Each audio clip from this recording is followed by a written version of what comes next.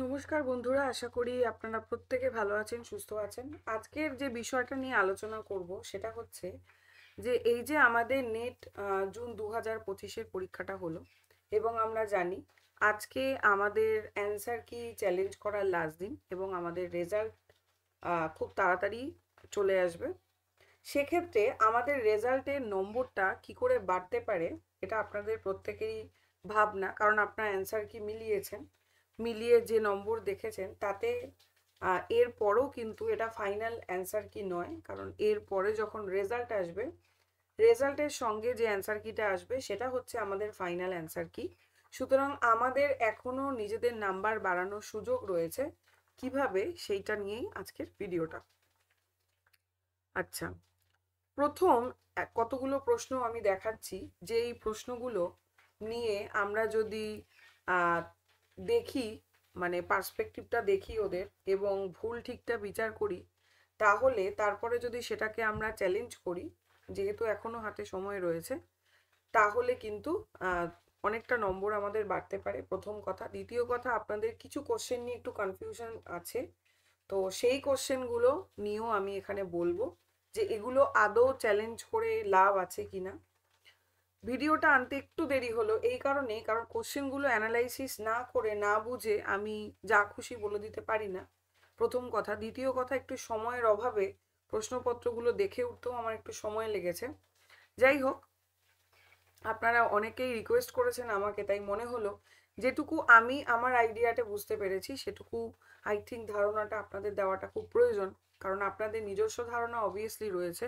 তবু যখন আপনারা আমাকে বলেছেন বারবার করে কমেন্ট, আমি প্রচুর কমেন্ট পেয়েছি, পার্সোনালি ফোন এবং SMS পেয়েছি, তো তার জন্যই আমার মনে হলো যে আমি একটু অ্যানালাইসিস করে দেখে আপনাদের যে কটা আমি বুঝতে পারছি, এর বাইরে হয়তো আরও অনেক রয়েছে, তবে সেগুলো নিয়ে যেটুকু আমি দেখতে পেয়েছি সেটুকু নিয়ে আমি আজকে বলতে চাই। সেটা হচ্ছে, আপনারা দেখতে পাচ্ছেন যে এটা হচ্ছে পেপার 1-এর এবারের প্রশ্ন ছিল, যেটার কোশ্চেন আইডি ছিল 3867। আপনারা লিখে নিতে পারেন 3867। যেটার প্রশ্ন ছিল পেপার 1-এ, in an ancient period the diksha guru performed his duty as. মানে অ্যানশিয়েন্ট পিরিয়ড, আমি আগেই কিন্তু বলেছিলাম হায়ার এডুকেশন থেকে অ্যানশিয়েন্ট যে ইউনিভার্সিটি যে পিরিয়ড, সেখান থেকে কিন্তু প্রশ্ন আসার সম্ভাবনা থাকে প্রত্যেকবার একটা থেকে দুটো। ঠিক এবার দীক্ষা গুরু থেকে বা দীক্ষা গুরু থেকে প্রশ্নটা এসেছে। তাহলে দীক্ষা গুরুর মানে কাজটা কি, তার ডিউটিটা কি, ঠিক আছে? মূল কিওয়ার্ড আমরা কি পেলাম, দীক্ষা গুরুর ডিউটিটা কি। এখানে দিয়েছে 1 নম্বরে গুরু অফ সেকুলার সাবজেক্ট, তারপরে দিয়েছে spiritual guide for both girls and boys. Number 3 option দিয়েছে স্পিরিচুয়াল গাইড অফ বয়েজ, আর নাম্বার 4 দিয়েছে টিউটার। এইবার যে বিষয়টা বলার, এই প্রশ্নটার সঠিক যে উত্তর, যেটা আর কি আমরা দেখব, যে এনটিএ যে উত্তরটা দিয়েছে, ঠিক আছে, এনটিএ উত্তর দিয়েছে হচ্ছে এটা, অর্থাৎ এনটিএ এর বক্তব্য হচ্ছে যে এর সঠিক উত্তর হবে স্পিরিচুয়াল গাইড অফ বয়েজ, ঠিক আছে। কিন্তু আপনারা যদি মানে নিজেরা পড়েন, জায়গাটা ভালো করে বুঝবেন যে সেই সময় কিন্তু গার্লস এবং বয়েজের শিক্ষার ক্ষেত্রে ওরকম কোনো ব্যাপার ছিল না। অর্থাৎ যে দীক্ষাগুরু বা শিক্ষাগুরু বা দীক্ষাগুরু যাই বলি না কেন, তার কিন্তু ওরকম জেন্ডার হিসাবে ভাগ ছিল না যে শুধুমাত্র বয়েজদেরকেই করবে। সুতরাং এর যে সঠিক উত্তর সেটা হওয়া উচিত ছিল হচ্ছে spiritual guide for both girls and boys. এইটা সঠিক উত্তর হওয়ার কথা ছিল, এবং এর সপক্ষে যুক্তি আপনাদের প্রমাণ দিতে হবে। এই অ্যান্সারটা কিন্তু এনটিএ বলছে, হ্যাঁ আমি ছোট করে লিখে দিচ্ছি যাতে গুলিয়ে না যায়। এনটিএ কিন্তু 3 নম্বর উত্তরটা বলছে, কিন্তু অ্যাকচুয়ালি আপনার ভেবে দেখুন উত্তরটা হওয়ার কথা 2, এটা আমার মনে হয়েছে। এইখানে যে জায়গাটা বলছি, কোশ্চেনটাকে রাখা হয়েছে গুগলে, তারাও অ্যান্সার দিচ্ছে the correct answer is spiritual guide for both girls and boys. অর্থাৎ দীক্ষা গুরু কিন্তু দুজনেরই গাইড করে, অর্থাৎ বয়েজকেও গাইড করে এবং গার্লসকেও করে, এরকম ভাবে কিন্তু কোনো ইন্ডিভিজুয়াল মানে ভাগ নেই, ঠিক আছে, জেন্ডার হিসাবে কিন্তু কোনো ভাগ নেই। তাহলে এই হিসাবে উত্তরটা কিন্তু হওয়া উচিত ছিল অপশন 2, ঠিক আছে, এটা কারেক্ট অ্যান্সার। তো এই বিষয়টা আমরা চ্যালেঞ্জ করতেই পারি, নাম্বার 1। নেক্সট হচ্ছে পরবর্তী একটা প্রশ্নে চলে যাই। এই দস্যু কেনারামের পালা, যেটা হচ্ছে বেঙ্গলির প্রশ্ন, এটা হচ্ছে 3944 দস্যু কেনারামের পালা। এইখানে মানে যে প্রশ্নটা রয়েছে আপনারা দেখতে পাচ্ছেন, দস্যু কেনারামের পালা থেকে কয়েকটি মন্তব্য শুদ্ধ অশুদ্ধ মিলিয়ে দেওয়া হলো, সবগুলো শুদ্ধ যেটা সেটা বার করতে হবে। এইবার এনটিএ মানে এটা হচ্ছে 3944, অর্থাৎ এনটিএ সঠিক উত্তর দিয়েছে 1, অর্থাৎ এই যে 1 অর্থাৎ ACD এটা হচ্ছে এনটিএ, এন লিখে রাখলাম আমি, এটা হচ্ছে এনটিএ উত্তর দিয়েছে। তাহলে কি দিয়েছে? এ বলছে জয়কালী হুঙ্কার দিয়ে কেনারাম বংশীদাসের সামনে আসে। হ্যাঁ ঠিকই কথা, জয়কালী হুঙ্কার দিয়েছিল। নেক্সট হচ্ছে সি কে ঠিক বলছে, সিটা দেখে নি। বলছে মনসা ভাসানে কোটিশ্বর দাসের ভণিতা আছে 3 বার। এটাও ঠিক, আপনারা যারা দস্যু কেনারামের পালা পড়েছেন দেখতে পাবেন, তারা ভালো করে খুঁটিয়ে পড়তে হবে। নেক্সট হচ্ছে ভানুরাজার কন্যার নাম পদ্মিনী, এটাকেও ঠিক বলছে। কিন্তু আপনারা যদি বইটা দেখেন বা একটা জায়গায় যে কোনো পিডিএফ থেকে যদি আপনারা দেখেন, এসি ঠিক পেলাম মানে কিন্তু 1 নম্বরও হতে পারে, 4 নম্বরও উত্তর হতে পারে, তাই তো? এবার আমাদের দেখতে হবে ডিটা ঠিক কিনা, ভানুরাজার কন্যার নাম পদ্মিনী কিনা। আমরা যদি টেক্সটটা ভালো করে পড়ি তাহলে ওই টেক্সটের জায়গা থেকে দেখবো, এই জায়গা থেকে দেখুন, চান্দ বলে রাম রাম তার নাহি নাম, সূচিতে উচিত নয় কানির সনাম। আচ্ছা, ওই পদ্মাবতী নাম ছিল আগের কন্যা, তার কথা বলা হচ্ছে। নেক্সট দেখুন এই জায়গাটা, ভানুপোড়া নগরে আছে আর এক কন্যা, ভানুরাজার ঘরে রূপে গুণে ধন্যা। অর্থাৎ ভানুপোড়া নগর, জায়গাটা হচ্ছে ভানুপোড়া নগর, সেখানে একজন কন্যা রয়েছে, মানেটা বুঝতে হবে। এবং ভানুরাজার ঘরে সেই কন্যা রয়েছে যে রূপে গুণে ধন্যা, রূপে গুণে দুটোতেই ধন্য ধন্য সেই মেয়েটি। এবং জাতিতে পদ্মিনী কন্যা, কেশ অল্প গুছি। এখানে কিন্তু নামেতে পদ্মিনী কন্যা বলা হয়নি, বলা হয়েছে পদ্মিনী হচ্ছে জাতিতে। আমরা জানি নারীর যে রূপের বর্ণনা সেটা বিভিন্ন ভাবে দেওয়া হয়, পদ্মিনী, শঙ্খিনী, হস্তিনী, তাই তো? তাহলে সেই হিসাবে কিন্তু দেখুন এখানে এই কথাটা কিন্তু দিয়েছে, জাতিতে পদ্মিনী কন্যা কে স্বল্প গচ্ছি। এখানে কিন্তু লেখা নেই যে ভানুরাজার কন্যার নাম পদ্মিনী, কোথাও লেখা নেই, পরেও আমরা পাচ্ছি না। এরপরে দেখুন পরের লাইনটা, প্রতাপ রুদ্রের কন্যা নামেতে শুনাই। এখানে কিন্তু প্রতাপ রুদ্রের কন্যা বলে দিয়েছে না, নামেতে শুনাই, ঠিক আছে? তার মানে এই জায়গাগুলো যখন আমরা দেখব, আবার দেখুন নিচে, লক্ষিন্দর সদাগর বৈশে লক্ষ্মীপুরা, তার ঘরে আছে কন্যার নাম উদয়তারা। উদয়তারার নামটা মেনশন করে দিচ্ছে কিন্তু যে লক্ষিন্দর সদাগরের ঘরে যে কন্যা আছে তার নাম উদয়তারা, এবং সে কিরকম, পদ্মিনী জাতিতে কন্যা, পরমা সুন্দরী। কেন আমি লাইনটা বললাম, রেখেছি বোঝানোর জন্য। তাহলে লক্ষিন্দরের ঘরে যে কন্যা রয়েছে লক্ষ্মীর মতন, এবং তার কন্যার নাম হচ্ছে উদয়তারা, এবং সে হচ্ছে পদ্মিনী জাতিতে, ঠিক আছে? তাহলে সে কিরকম নারী সেটা আমরা বুঝতে পারলাম, এবং এখানে কন্যার নামও রয়েছে। কিন্তু আমাদের যে মূল প্রশ্নটা দিয়েছে ভানুরাজার কন্যা পদ্মিনী, এখানে কিন্তু ভানুরাজার ঘরে যে কন্যা রয়েছে তার নাম কিন্তু মেনশন করা আমরা দেখতে পাচ্ছি না, কিন্তু এখানে বলছে সে জাতিতে হচ্ছে পদ্মিনী। তাই এই হিসাবে যদি আমরা ভাবতে চাই মূল টেক্সটটা থেকে, তাহলে কিন্তু এই ভানুরাজার কন্যার নাম পদ্মিনী এ কথাটা হয় না, হতে পারে ভানুরাজার কন্যা জাতিতে পদ্মিনী। এটা যদি থাকতো তাহলে অপশন ডি কিন্তু ঠিক হতো, কিন্তু এটা নেই, সুতরাং অপশন ডিটা কিন্তু ঠিক হওয়ার কথা নয়। তাহলে হিসেব মতো সঠিক উত্তর হওয়া উচিত এটা, এ এবং সি, অর্থাৎ 4 নম্বর, এটা হওয়া উচিত হচ্ছে রাইট অ্যান্সার। আপনারা যারা ভিডিওটা দেখছেন অবশ্যই আমাকে কমেন্টে জানান যে আপনাদের কি মনে হচ্ছে কোনটা কি, কারণ আমি যেটা বুঝেছি বা যেটা আমার মনে হলো কোশ্চেনটা দেখে সেটা আমি বললাম। এরপরে হচ্ছে আপনারা যারা চ্যালেঞ্জ এখনো করেননি বা করবেন, অনেকেই এই বিষয়গুলো হয়তো চ্যালেঞ্জ করে দিয়েছেন, তবে আমি একটা ব্যাপার খুব বলি, চ্যালেঞ্জ করার আগে না একজন একজনের সাথে কথা বলাটা খুব প্রয়োজন। হয়তো আমরা সবার সাথে বলতে পারবো না, কিন্তু কোনো গ্রুপ, যেমন আমি যে আমাদের যে গ্রুপটা রয়েছে সেটা হচ্ছে পায়েল নেট ক্লাসরুমে যে হোয়াটসঅ্যাপে যে গ্রুপ রয়েছে, মানে কমিউনিটিতে তার আলাদা গ্রুপ রয়েছে যেখানে আপনারা কথা বলতে পারেন নিজেদের মধ্যে। এমনকি টেলিগ্রামেও সেই চ্যাট সেকশনটা আমি চালু করে দিয়েছিলাম পরশু থেকেই, এই কারণেই যাতে আপনারা কথা বলে ডিসকাস করে করতে পারেন। কারণ দেখুন একজন চ্যালেঞ্জ করলেও যা, 10 জন চ্যালেঞ্জ করলেও তাই। অর্থাৎ আপনি যদি এই প্রশ্নটা চ্যালেঞ্জ করেন, আপনি যদি ঠিকঠাক চ্যালেঞ্জ করেন প্রুফ দিয়ে, তাহলে ওরা কোশ্চেনটার উত্তরটা বদলাবে। ঠিক তেমনি ভাবে এই সেম কোশ্চেন 10 জন চ্যালেঞ্জ করলেও কিন্তু বদলাবে। মানে বিষয়টা দাঁড়ালো, এক কোশ্চেন 10 জন চ্যালেঞ্জ করলে বেসিক্যালি ওরাই টাকাটা পাচ্ছে, টাকা কিন্তু আর ফেরত হয় না, এটা জানতে হবে। যদি সত্যিকারের আপনি ধরুন চ্যালেঞ্জ করেছেন এবং তার জন্য কোশ্চেনটা বদলেও গেল, মানে কোশ্চেনের অপশনটা বদলে গেল, অ্যান্সারটা বদলে গেল, আপনি নম্বরটা পেলেন ঠিক, কিন্তু আপনি কিন্তু টাকাটা ফেরত পাচ্ছেন না। ঠিক আছে, এটা কিন্তু ফর্মেই কিন্তু লেখা রয়েছে, নোটিশে পড়ে নেবেন। সেই হিসাবে আমি মনে করি কনসাল্ট করে করলে কি হয়, টাকাটা নষ্ট হয় না। প্রত্যেকের মধ্যে আলোচনা করে বলা যেতে পারে যে আচ্ছা আমি এই দুটো কোশ্চেন চ্যালেঞ্জ করছি, তুই ওই দুটো কোশ্চেন কর। এই যে একটা গ্রুপিজম যাকে বলে, এটা খুব প্রয়োজন হয়। যাই হোক, পরবর্তী প্রশ্নে আমি চলে যাচ্ছি, সেটা হচ্ছে এই কোশ্চেন আইডিটা একটু বলে দিই, আইডিটার ছবিটা আই থিঙ্ক আসেনি। আচ্ছা, এটা হচ্ছে কম্প্রিহেনশনে আপনারা একদম দেখতে পাবেন, যেটা হচ্ছে 3976, একদম লাস্টের যে কোডটা, মানে আমি 4টে সংখ্যা বলছি লাস্টের, 3976, ঠিক আছে। এই 3976 কোডের যে প্রশ্নটা, সেটা আপনারা দেখবেন। বলছে বঙ্গাদের চরিত্র কল্পনার পিছনে বিদ্যমান ছিল, কোশ্চেনটা বুঝতে হবে, বঙ্গাদের চরিত্র কল্পনার পিছনে বিদ্যমান ছিল। এবার যদি আমি বলি এনটিএ যেটা অ্যান্সার করেছে সেটা হচ্ছে অস্ট্রিক জাতির স্মৃতি, মানে অপশন টু হচ্ছে এনটিএ উত্তর দিয়েছে, আমি এন লিখে রাখলাম, ঠিক আছে। কিন্তু এর সঠিক উত্তর কি হবে আমরা প্রথম দুটো লাইন পড়লেই বুঝে যাব। কি কি বলতে বলেছে, বঙ্গাদের চরিত্র কল্পনার পিছনে বিদ্যমান স্মৃতি।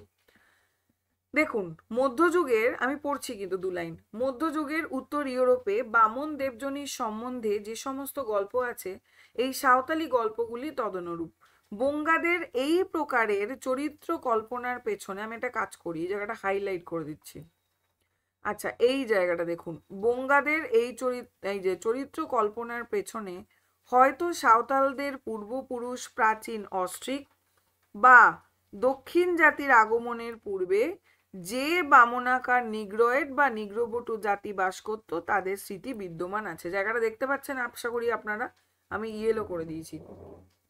তাহলে কি দাঁড়ালো, তাহলে বলছে বঙ্গাদের চরিত্র কল্পনার পেছনে কারা বিদ্যমান ছিল। দেখুন, এখানে আমরা দুটো জিনিসই পাচ্ছি, কি বঙ্গাদের এই প্রকারের চরিত্র কল্পনার পেছনে হয়তো সাঁওতালদের পূর্বপুরুষ প্রাচীন অস্ট্রিক, অর্থাৎ অস্ট্রিকের কথা রয়েছে, অর্থাৎ যেটা এনটিএ উত্তর দিয়েছে সেটার কথা মেনশন আমরা পাচ্ছি, কিন্তু তার পাশে দেখুন কি লেখা রয়েছে, বা দক্ষিণ জাতির আগমনের পূর্বে, অর্থাৎ অস্ট্রিকদেরও আগমনের পূর্বে ভারতে যে বামনাকার নিগ্রবটু জাতি বাস করত তাদের স্মৃতি বিদ্যমান। অর্থাৎ তার মানে আমরা দেখতে পাচ্ছি একদম পূর্বে ভারতে এই যে নিগ্রবটু জাতি, তারা প্রাচীন জাতি ছিল, তারা বাস করত, তাদের মধ্যেও কিন্তু তাহাদের স্মৃতি বিদ্যমান রয়েছে। তাহলে এই হিসাবে আমরা কিন্তু কখনোই বলতে পারি না উত্তরটা অস্ট্রিক জাতির স্মৃতি হবে। ওভাবে যদি লাইনটা ভালো করে পড়ি, তাহলে কিন্তু হওয়া উচিত হচ্ছে নিগ্রবটু জাতির স্মৃতি, নিগ্রবটু জাতি, অর্থাৎ অপশন 3 হয়ে যায় কিন্তু সঠিক উত্তর, নিগ্রবটু জাতির স্মৃতি। কেন আপনারা বুঝতেই পাচ্ছেন যে এখানে লেখাই রয়েছে দক্ষিণ জাতির আগমনের পূর্বে ভারতে যে বামনাকার নিগ্রবটু জাতি বাস করত তাদের স্মৃতি বিদ্যমান রয়েছে। হয় উত্তরটা হবে হচ্ছে নিগ্রবটু জাতির স্মৃতি, আদারওয়াইজ উত্তরটা কিন্তু ড্রপ হবে। ড্রপ মানে প্রত্যেকে নম্বর পাবে। কেন বলছি, কারণ এখানে দুজনের কথাই রয়েছে। বঙ্গাদের এই প্রকারের চরিত্র কল্পনার পেছনে হয়তো সাঁওতালদের পূর্বপুরুষ প্রাচীন অস্ট্রিক, তার মানে প্রাচীন অস্ট্রিকদের কথা পেলাম। আরেকটা পাচ্ছি বা কি, দক্ষিণ জাতির আগমনের পূর্বে ভারতে যে বামনাকার নিগ্রবটু জাতি বাস করত তাদের স্মৃতি বিদ্যমান ছিল। তাহলে হয় যদি এখানে দুটো অপশনই দিত, যে অস্ট্রিক জাতি এবং নিগ্রবটু জাতির স্মৃতি দুটো থেকেই এসেছে, তাহলে উত্তরটা কিন্তু ওটাই সঠিক হতো। আবার যদি আমরা এভাবে ভাবতে চাই, যখন আলাদা করে দিয়েছে দুটো অপশন, তাহলে কিন্তু বেশি মাইনে রাখছে কিন্তু এই নিগ্রবটু জাতির স্মৃতি। কারণ দেখুন, অস্ট্রিক জাতির আগেও কিন্তু তারা এসেছিল, অর্থাৎ নিগ্রবটু জাতি, এবং যাদের স্মৃতিতে বঙ্গাদের চরিত্র কল্পনা বিদ্যমানটা ছিল। তার মানে সেই হিসাবে সঠিক উত্তর হওয়া উচিত কিন্তু 3, তাই না? আপনারা নিজেরা কোশ্চেনটা বিচার করুন, দেখুন, দেখে কিন্তু বুঝে করবেন। হয়তো অনেকে এটা করেছেন, চ্যালেঞ্জ, তবে আমার এটা মনে হয়েছে এইভাবে যখন প্রশ্নটা দিয়েছে তখন জাস্টিফাই করে হচ্ছে এই উত্তরটা, অর্থাৎ নিগ্রোবটু জাতির স্মৃতি, অস্ট্রিক জাতির স্মৃতি নয়। আর যদি দুটো একসাথে থাকতো তাহলে দুটোই হওয়া দরকার, তাহলে হয় কোশ্চেনটা ড্রপ হবে, আদারওয়াইজ 3 নম্বর হতে পারে। ঠিক আছে, আপনাদের চ্যালেঞ্জ করতে গেলে এটাই লিখতে হবে যে এই লাইনটাকে হাইলাইট করে, ঠিক যেরকম ভাবে আমি হাইলাইট করলাম না, কম্প্রিহেনশনের ক্ষেত্রে চ্যালেঞ্জ করতে গেলে এরকম করে লাইনটাকে হাইলাইট করে দেবেন আপনারা, করে দিয়ে জায়গাটাকে মেনশন করে দেবেন যে কেন আপনি বলছেন, এরকম করে দাগ দিয়ে দেখিয়ে দেবেন নিগ্রোবটু জাতি বাস করতো, পরিষ্কারভাবে দাগ দিয়ে দেখাবেন যাতে এরা বুঝতে পারে তাদের স্মৃতি বিদ্যমান রয়েছে। এখানে লিখতে হবে এনটি এর অ্যান্সার হচ্ছে 2, but correct answer is option 3, অর্থাৎ নিগ্রোবটু জাতির স্মৃতি, এটা হচ্ছে সি, অর্থাৎ কারেক্ট অ্যান্সার হয়ে গেল। এর পরবর্তী একটা প্রশ্নে যাই, এটা কনফিউশন প্রশ্ন, এটা নিয়ে অনেকেই আমাকে বলেছেন, একটু কনফিউশনটা দূর করি। এটার অপশন হচ্ছে 3891, সরি এটার কোশ্চেন আইডি হচ্ছে 3891। ঠিক আছে, এখানে কি বলছে, অতি শীতল মলয়া নীল মন্দ বন্দ বহনা সখী বিঘনে অঙ্গ হামারি মদনানলে দহনা। রাধা যে উপন্যাসটি রয়েছে, আপনারা নিশ্চয়ই টেক্সটটা আপনাদের কাছে রয়েছে বা আপনারা পড়েছেন। এবার বিষয়টা হচ্ছে এই গানটা আমরা দুজনের মুখেই শুনতে পাই, কনফিউশনটা হচ্ছে কৃষ্ণদাসী এবং দাস সরকারকে নিয়ে, অর্থাৎ এই দুজনের মুখেই কিন্তু গানটা শুনতে পাই। তাহলে আপনাদের মধ্যে অনেকের মনে হয়েছে কোশ্চেনটা ডাউট হবে, মানে ড্রপ হয়ে যাবে। কেন ড্রপ হবে মনে হচ্ছে, কারণ দুজনেই গানটা গেয়েছেন, তাহলে অপশন ওরা ভুল দিয়েছে। ঠিক আছে, অনেকে কৃষ্ণদাসী করেছেন, অনেকে দাস সরকার করেছেন, কিন্তু এই সঠিক উত্তর এনটিএ যেটা দিয়েছে, এনটিএ সঠিক উত্তর দিয়েছে কিন্তু দাস সরকার। এন লিখে দিলাম, মানে এটা এনটিএ সঠিক উত্তর হচ্ছে দাস সরকার। ঠিক আছে, এইবার আমি বলি এনটিএ কিন্তু সঠিক কথাই বলেছে। কেন বলছি, এই জায়গাটা দেখুন, সখী বিহনে অঙ্গ হামারি মদনানলে দহনা, এই গানটা দুজনেই গেয়েছে, কিন্তু গানটা যদি খুব ভালো করে মন দিয়ে দেখেন তাহলে এই গানটা একবার এখানে সখী বিহনে কথা রয়েছে, একবার হরি বিহনে কথা রয়েছে। ঠিক আছে, তাহলে যখন গানটার মধ্যে থাকছে যে অতি শীতল মলয়ানীল মন্দ মন্দ বহনা সখী বিহনে অঙ্গ হামারি মদনানলে দহনা, সখী বিহনে কথাটা কিন্তু বলেছিল দাস সরকার। সেম গান আবার দেখবেন এই শব্দটা চেঞ্জ আছে, অর্থাৎ অতি শীতল মলয়ানীল মন্দ মন্দ বহনা হরি বিহনে অঙ্গ হামারি মদনানলে দহনা, এই হরি বিহনে যখন কথাটা যদি থাকতো তাহলে কিন্তু সঠিক উত্তর হতো কৃষ্ণদাসী। তাহলে এই যে তার মানে এনটিএ যে উত্তরটা দিয়েছে সেটা কিন্তু সঠিক। অনেকে কনফিউশন আমি দেখলাম তাই দূর করিয়ে দিলাম, আমি এখানে যদি ক্লাসটা দেখে থাকেন বুঝতে পারবেন। নেক্সট এই প্রশ্নটা নিয়ে একটা কনফিউশন সম্ভবত আমি এই কাল পরশুই দেখলাম, সেটা হচ্ছে জীবনানন্দের সিন্ধু সারস কবিতায় কয়েকটি উদ্ধৃতি শুদ্ধ অশুদ্ধ মিশিয়ে দেওয়া হলো। প্রথমে এই কোশ্চেনটা দেখে আমারও মনে হয়েছিল হয়তো এটা ডাউট হবে, মানে ড্রপ হবে, কিন্তু আমি পরবর্তীকালে দেখতে পেলাম যে হওয়ার জায়গাটা নেই। কেন বলছি, এটার কোশ্চেন আইডিটা দেখে নিন 3935। ঠিক আছে, 3935, এই যে কোশ্চেন আইডি 3935। আচ্ছা, এইখানে যে সঠিক উত্তর যেটা এনটিএ দিয়েছে সঠিক উত্তর সেটা হচ্ছে 2 নম্বর, অর্থাৎ সি এবং ই হচ্ছে সঠিক উত্তর অ্যাজ পার এনটিএ। ঠিক আছে, এইবার আপনি সিটা দেখুন, সি বলছে যদিও এ পৃথিবীর স্বপ্ন চিন্তা সব তার অচেনা অচেনা। আচ্ছা, তার আগে বলে দিই, এই যে লাইনগুলো দিয়েছে সিন্ধু সারস কবিতার শুদ্ধ কথাগুলোকে বার করতে দিয়েছে। ঠিক আছে, সবকটা লাইনই ওই কবিতা থেকে, কিন্তু শুদ্ধ জায়গাগুলো বার করতে দিয়েছে। তাহলে দেখে নি, সি বলছে যদিও এই পৃথিবীর স্বপ্ন চিন্তা সব তার অচেনা অজানা, আর ই বলছে জানিবে না কোনোদিন জানিবে না কলরব করে উড়ে যায়। এই দুটো লাইনই কিন্তু সিন্ধু সারস কবিতায় সঠিকভাবে রয়েছে, কিন্তু অনেকে বলছেন সি অপশনটা ডাউট, সি অপশনটা হবে না। কেন দিয়েছে, যদিও এই পৃথিবীর স্বপ্ন চিন্তা কথাটা একসাথে দিয়েছে এবং হাইপেনটা নেই। আমি লাইনটা দেখাচ্ছি আপনাদের, এই যে এই দেখুন, যদিও এ পৃথিবীর স্বপ্ন চিন্তা সব তার অচেনা অজানা, আশা করি বুঝতে পারছেন, লাইনটা দেখতে পাচ্ছেন। আমি একটা কাজ করছি, এটা দিয়ে হাইলাইট করছি তাহলে বোঝা যাবে। ঠিক আছে, দেখুন লাইনটা কি বলছে, বোঝা গেল? যদিও এ পৃথিবীর স্বপ্ন চিন্তা সব তার অজানা অজানা, দেখুন যদিও এ হাইপেন দিয়ে পৃথিবীর, স্বপ্ন চিন্তা কথাটা আলাদা রয়েছে। ঠিক আছে, আচ্ছা, আর ই নম্বর অপশন ছিল এটা, জানিবে না কোনোদিন জানিবে না কলরব করে উড়ে যায়, এই লাইনটাই কিন্তু রয়েছে, জানিবে না কোনোদিন জানিবে না কলরব করে উড়ে যায়, ঠিক। তার মানে ই অপশন ঠিক, কিন্তু সি অপশনে আপনাদের কনফিউশন হচ্ছে এর পরে হাইপেন হতো এবং স্বপ্ন চিন্তা কথাটা আলাদা হতো। কোশ্চেনে দেখুন এই যে জানিবে না কোনোদিন জানিবে না, এই লাইনটা আমরা পেলাম ঠিক, কিন্তু এখানে আপনারা বলছেন যদিও পৃথিবীর স্বপ্ন চিন্তা, এই জায়গাতে কিন্তু এই যে এখানে একটা হাইপেন হওয়ার কথা ছিল, যেই হাইপেনটা নেই, এবং স্বপ্ন চিন্তা কথাটা আলাদা থাকার কথা ছিল, যেটা কিন্তু নেই। এই হচ্ছে বক্তব্য, তাহলে চ্যালেঞ্জ করা যাবে, এটা আপনারা বলছেন ঠিকই, কিন্তু এই চ্যালেঞ্জটা নিয়ে আমার একটু ডাউট রয়েছে। এই কারণেই ডাউট রয়েছে কারণ লাইন পুরো মিলে যাচ্ছে, শুধুমাত্র হাইপেন আর এখানটা গ্যাপিং দেয়নি বলে তার জন্য এনটিএ আদৌ মানে এটা চেঞ্জ করে দেবে কিনা, বা মানে এটা ভুল বলবে কিনা, বা এটা ড্রপ হবে কিনা, এটা নিয়ে আমার খুব সন্দেহ। তাই এই কোশ্চেনটা কিন্তু মানে খুব একটা ইন্টেলিজেন্সির কাজ হবে না এটাকে মানে পয়সা খরচা করে ইয়ে করা আর কি, আমার মনে হয়। কারণ লাইনটা মিলে যাচ্ছে, ওটুকু ওই গ্যাপটা নেই বলে, মানে হাইপেনটা নেই বা মাঝখানে ওটা নেই বলে বোধহয় দেবে বলে আমার মনে হয় না, যতদূর দেখেছি আমি এতদিনে। তো যাই হোক, যদি আপনাদের মনে হয় তাহলে আপনারা অবশ্যই এটাকে চ্যালেঞ্জ করতে পারেন, তার বেসিসে এরকমভাবে প্রুফটা আপনি দিয়ে দিতে পারেন যে এখানে এটা রয়েছে, এরকম গ্যাপ রয়েছে, কিন্তু অ্যাকচুয়ালি গ্যাপ থাকার কথা প্রশ্নটাতে, কিন্তু আপনারা গ্যাপটা দেননি। তো এটা আপনারা করতে পারেন যদি মনে হয়। আর জানি না এর জন্য কতটা আদৌ নম্বর দেবে। যাই হোক, এই হচ্ছে, এই দুটো নিয়ে ডাউট ছিল আপনাদের, ডাউট আমি ক্লিয়ার করে দিলাম, আশা করি বোঝা গেছে। কিন্তু আর হচ্ছে এই যে জায়গাগুলো, আর এইগুলো নিয়ে কিন্তু মোটামুটি আমি দেখেছি আরও হয়তো বিভিন্ন প্রশ্ন রয়েছে যেগুলো নিয়ে হয়তো চ্যালেঞ্জ করা যেতে পারে, তবে আমার চোখে কটা পড়েছে।